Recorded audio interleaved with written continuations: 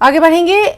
राजौरी में दहशतगर्दाना हमलों के बाद एनआईए ने अपनी जांच शुरू कर दी है। एनआईए की टीम आज राजौरी पहुंची है। मौके वारदात से तफ्तीश के सैंपल्स को जमा करने का काम यहां शुरू कर दिया गया है।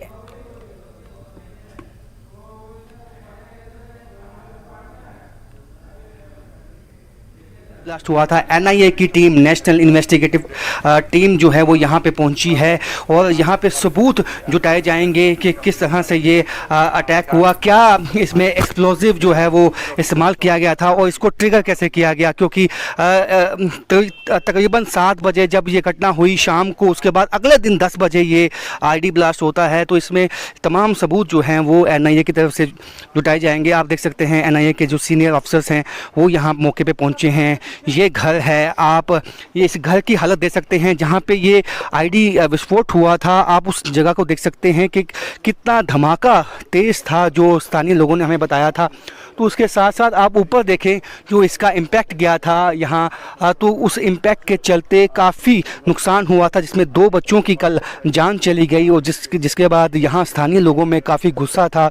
तो ये ही वो जगह है जहाँ पे कल आईडी ब्लास्ट हुआ था। इस मकान की हालत आप देख सकते हैं, कई जगह खून के धब्बे भी आपको दिखाई दे जाएंगे जो कि उन्हीं लोगों का है जो ज़ख्मी हुए और या जिनकी कल मृत्यु हो गई इस आईडी ब्लास्ट से।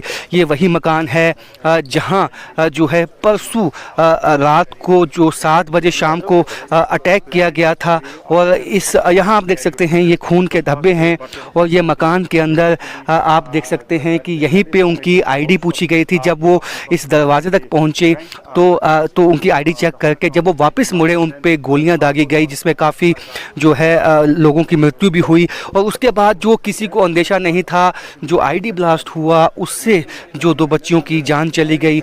आप देख सकते हैं एनआईए की टीम यहाँ पे जायज़ा लेते हुए तमाम जो सबूत है, जो छोटे छोटे सबूत हैं जुटाने के लिए कि किस तरह से इतने घंटे के बाद ये आईडी विस्फोट हुआ और क्या एक्सप्लोजिव इसमें इस्तेमाल किया गया था, क्या ये टाइमर फिट किया गया था या इसमें कोई तार ऐसी थी जो खींची गई। तमाम सबूत जुटाने के बाद इसको दिल्ली ले जाया जाएगा और इस पे जांच होगी कि आखिर इतनी बड़ी चूक कैसे हो गई।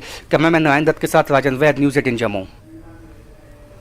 और राजौरी में दहशतगर्दाना हमले की तफ्तीशी एजेंसियों की जानिब से बड़े पैमाने पर तहकीकात शुरू कर दी गई है। तहकीकात में तेजी लाते हुए पुलिस ने दहशतगर्दों के बारे में मालूमात देने वालों को इनाम देने का भी ऐलान कर दिया है। राजौरी पुलिस ने दहशतगर्दों के बारे में जानकारी फराहम करने वालों को 10 लाख रुपए इनाम देने का ऐलान किया। साथ ही पुलिस ने कहा कि दहशतगर्दों का पता बताने वालों की शिनाख्त को भी खुफिया रखा जाएगा।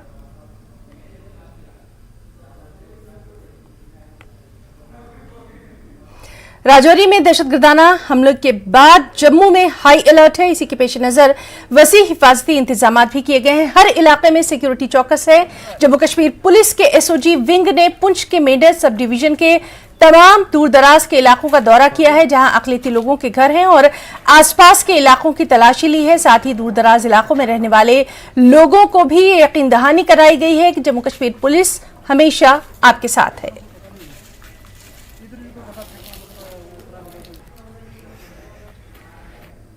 और राजौरी दहशतगर्दाना हमले के खिलाफ आज जम्मू के इलाके डोडा और दीगर इलाकों में बंद बनाया गया। सीरत कमेटी ने इस बंद की कॉल दी थी। भलेसा में भी ताजरों ने बंद बनाया। तमाम दुकानदारों ने मुश्तरका तौर पर इस बंद में हिस्सा लिया। वाज़ेह है कि राजौरी के डोंगरी इलाके में हुए दहशतगर्दाना हमले में 4 अफराद हलाक और 7 जख्मी हो गए थे। इसके बाद इसी मुकाम पर 2 आईईडी धमाके में 2 मासूम बच्चों की मौत और 6 अफराद जख्मी हुए थे।